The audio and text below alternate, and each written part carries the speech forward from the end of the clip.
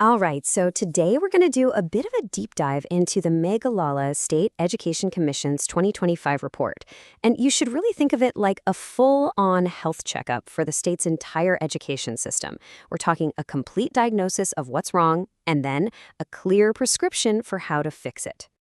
But, to really get a handle on where Meghalaya is today, we have to look back. We have to talk about its past. For decades, the state, and especially its capital, Shillong, was known far and wide as the educational hub for the whole region.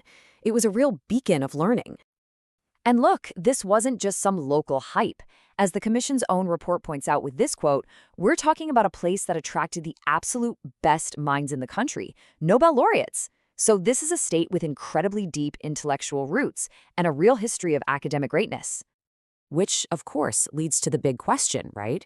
With a legacy like that, a past that's so distinguished, what does the system actually look like today?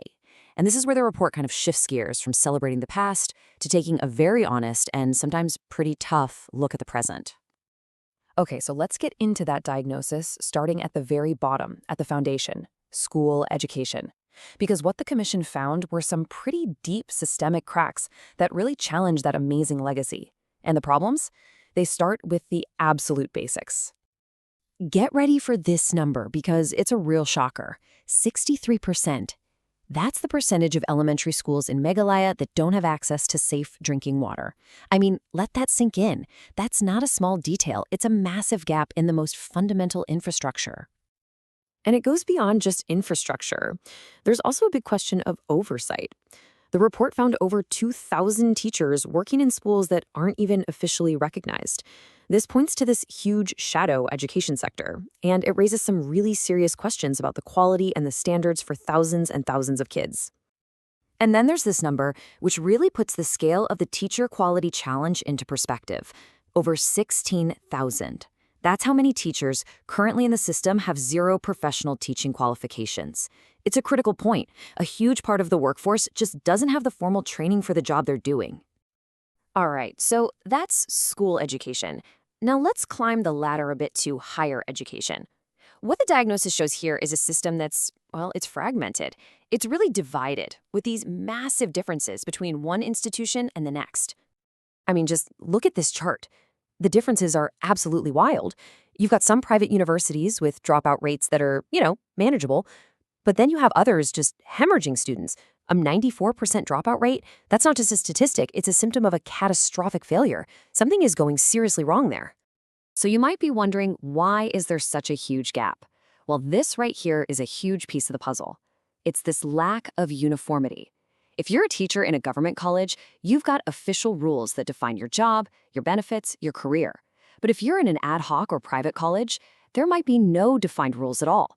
That creates so much instability, and it has a direct hit on the quality of teaching. Okay, so that was a pretty tough diagnosis.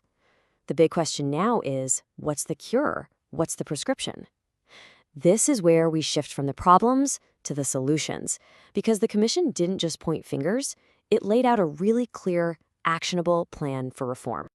One of the biggest changes on the table is adopting this brand new structure from the National Education Policy.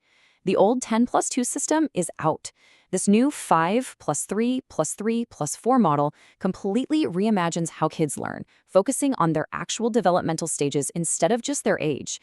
It's a huge shift toward learning that's more flexible, more well-rounded right from day one.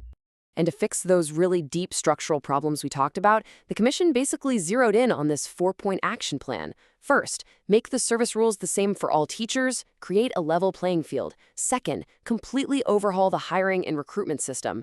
Third, consolidate some of those smaller, inefficient schools. And fourth, create one set of management rules for everybody. It's a really comprehensive plan to heal the system from the inside out.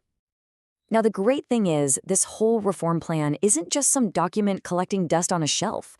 The report makes it super clear that this is part of a real, ongoing effort. So let's look at some of the major milestones that show this rebuilding process is actually happening. If you look at this timeline, you can see this has been a long time coming. I mean, it goes all the way back to setting up the state's own education board in '73. Then you have the big shift to the new national policy in 2020. And just recently, creating a dedicated recruitment board in 2023 to fix those hiring problems, and now launching the state's first ever university in 2025. These are real, tangible steps forward. So that's where we land. We've got a really clear diagnosis of the problems and a super detailed prescription for how to fix them. The huge question that's left, the one that really matters, is all about implementation. Will these changes be enough? Will they be enough to bring about a full recovery and restore Meghalaya's incredible legacy for the next generation? The groundwork is being laid, but the real work is just getting started.